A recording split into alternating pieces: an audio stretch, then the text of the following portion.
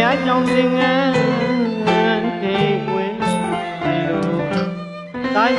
ရှင်လုံးသိမ်ဝဲမှာဥပစ္စေဆရာတော်များကပဇင်းဖြစ်မဲ့အမေသား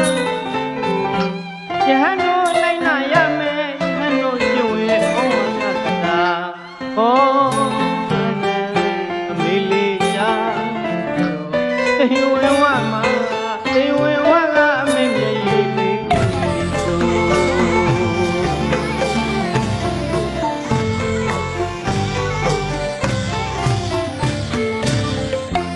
ဘုရားကြောင့်သင်္ကန်းထေဝဲမှာလို့လာရှင်လုံးသေဝဲမှာဥပစ္စေဆရာတော်များကပဇင်းဖြစ်မဲ့အမေသားယဟန်တို့လိုက်နာရမယ်ယဟန်တို့ကျင့်ဝဲဩဝါဒကတာဟောချမ်းသာအမေလေးညာသေဝဲဝမှာသေဝဲဝကအမေရဲ့ရည်လေး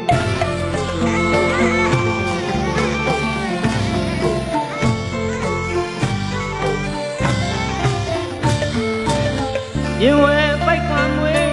ရလို့အမေရင်ထဲမှာအမြဲပဲမလေးလို့သာနူယောဖြစ်ပေမဲ့အမေလေးမခွဲရနိုင်လို့လောကချစ်တဲ့ဘဝချင်ဝေးရွယ်ရောက်ပြီမို့ယဟန်မောင်လေးသူတင်မို့လို့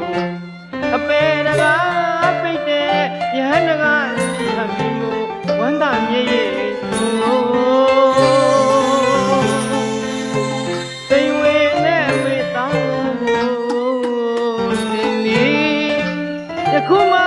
တိုင်၍သမုဒယပြတ်မဲ့ဖယားသားတော်ပြတ်သွားပြီမိဘတို့လည်းမသက်ဆိုင်တော့ဘူးဆိုဟောသာသာအမေလေးရှာသိမ်ဝေဝမှာသိမ်ဝေဝကအမေရဲ့ရည်လေးဆိုသိမ်ဝေနဲ့အမေသားကိုယခုမှစပြီးသမုဒယပြတ်မဲ့ဖယားသားတော်ဖြစ်ပြီယေရှုရှင်ဆရာတော်ဘုရားများကဟောကြားတဲ့အတန်ကိုအမေကြားလိုက်ရတော့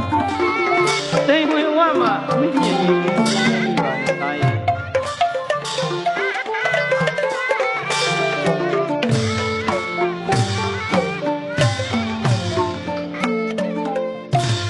ဘုရားကြောင့်သင်္ကန်းသေဝဲမှာ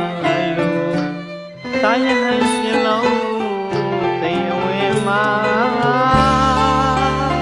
ဥပစ္စေဆရာတော်များကပဇင်းဖြစ်မဲ့အမေသားယဟန်တို့လိုက်နာရမယ်ယဟန်တို့ကျင့်ဝဲဩဝါဒကတာဟောအမေလေးရှာသေဝဲဝမှာသေဝဲဝကအမေရဲ့ရည်လေးဆို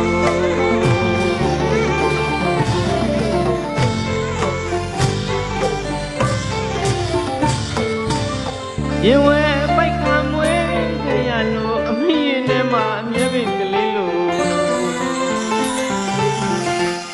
သာလူယောဖြစ်ပေမဲ့အမေလေးမခွဲရနိုင်လို့လောကချစ်တဲ့ဘဝချင်ဝေးရွယ်ရောက်ပြီမို့ယဟန်မောင်လေးသူတင်မို့လို့အပေတကားပိတ်တဲ့ယဟန်တကားသိရပြီမို့ဝန္တာမြေ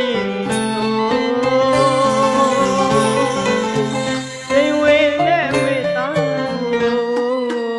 ဒီနေ့ယခုမှတိုင်၍သမုဒယပြတ်မဲ့ဖယားသားတော်ဖြစ်သွားပြီအမိပါလို့လည်းမသက်နိုင်တော့ဘူးဆိုဟောအမေလေးရှာသိမ်ဝေဝမှာ